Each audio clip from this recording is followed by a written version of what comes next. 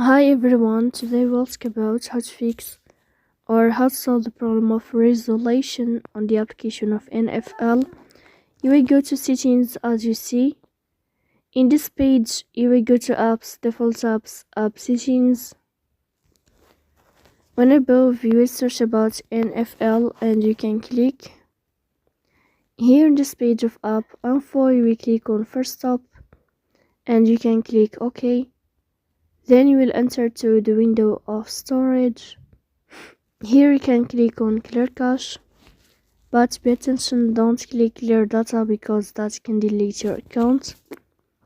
Here you will go to Play Store. You will search about the application of NFL.